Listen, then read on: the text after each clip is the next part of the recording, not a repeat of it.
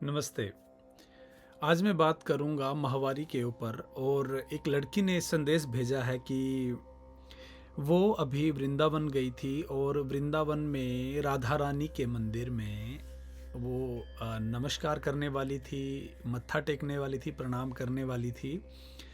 तो अचानक ही उसको पीरियड्स जो कि शुरू हो गए, यानी कि उसको माहवारी शुरू हो गई और उसको बड़ा गलानी का भाव हुआ और वो भाव आज तक नहीं गया है। इस घटना को 15 दिन से ऊपर हो चुके हैं और उसको अभी भी ये लगता है कि राधा रानी उसको कभी माफ़ नहीं करेंगी, क्योंकि उसने गलत कार्य किया है। माहवारी के दौरान उसने मत्था टेक लिया, प्रणाम कर लिया।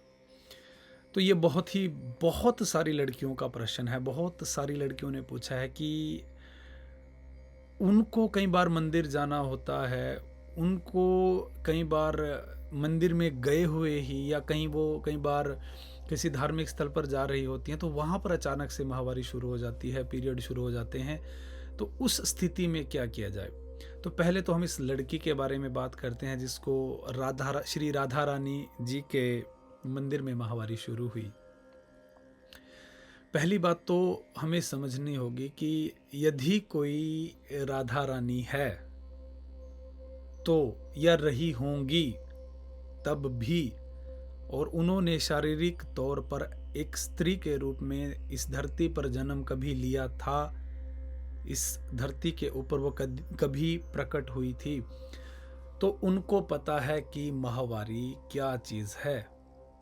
उन राधा रानी जी को भी पता है कि माहवारी क्या चीज़ है। और माहवारी एक स्त्रियों की, एक महिलाओं की, लड़कियों की एक नेचुरल, एक बिल्कुल प्राकृतिक स्थिति है जो कि महीने में एक बार होनी ही होनी है। इसका किसी भी मंदिर, किसी भी मस्जिद, किसी भी गुरुद्वारे, किसी भी अन्य धार्मिक स्थल से कोई लेना देना नहीं है। यह एक ऐसी स्थिति है जो कि हर महिला हर महीने जिससे गुजरती ही गुजरती है। तो राधा रानी जी को पता है कि आपको माहवारी होती है। आपकी माहवारी का आपके मत्थे टेकने से, आपके प्रणाम करने से कोई भी मतलब नहीं है। यदि आप खुद को एक हाइजीनिक अवस्था में रख सकती हैं, एक बिल्कुल स्वच्छ अवस्था में रख सकती हैं, तो प्रणाम करने में दिक्कत क्या है? मुझे आज तक भी समझ नहीं आया कि किन लोगों ने ये प्रथाएं बनाई हैं, और जिन लोगों ने प्रथाएं बनाई हैं वो इस माहवारी के कारण ही पैदा हुए हैं। उनको नहीं पता है ये। उन्होंने सिर्फ गढ़ दिया है औरतों को नीमन दिखाने के लिए कि औरतों को किसी तरह से दबाया जा सके, लेकिन औरतें आदमी से ज़्यादा स्ट्रॉन्ग हैं, आदमी से ज़्यादा बलशाली हैं। शारीरिक तौर पर नहीं मैं बोल रहा हूँ, शारीरिक तौर पर वो कमज़ोर हैं, लेकिन मानसिक तौर पर वो बलशाली हैं आदमी से ज़्यादा। आप सोच के देखो, 9 महीने के लिए बच्चा रखती हैं पेट में, आदमी एक दिन के लिए रख के देखे, पता चल जाएगा आदमी को अपनी औकात का।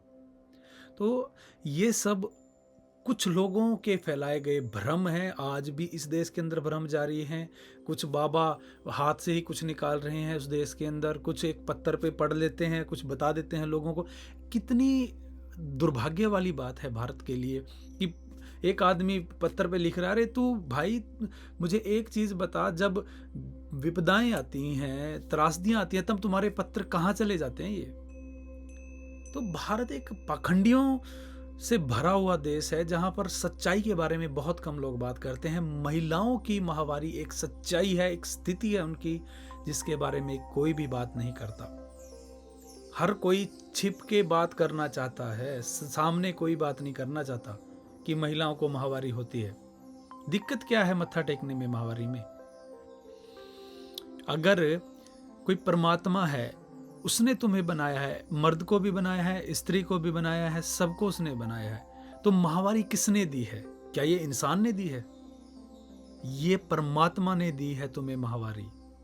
इसको सेलिब्रेट करना सीखो कि तुम स्त्री हो, तुम्हारे अंदर कोई गुण दिया है परमात्मा ने, लेकिन नहीं, तुम्हें हीन भावना से भरना है ताकि तुम गलानी से भरी रहो, ताकि तुम खुद को हीन समझो, ताकि तुम अपने बारे में सोच सोच कर हमेशा डाउन रहो और इन लोगों को फॉलो करो जो तुम्हें हमेशा से डाउन रखना चाहते हैं। ये पूरी की पूरी सोसाइटी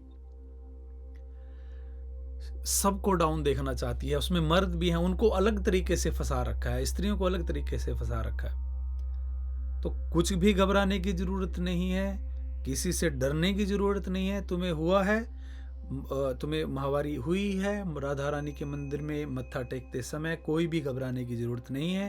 तुम्हारे बारे में राधा रानी जी को सब पता है।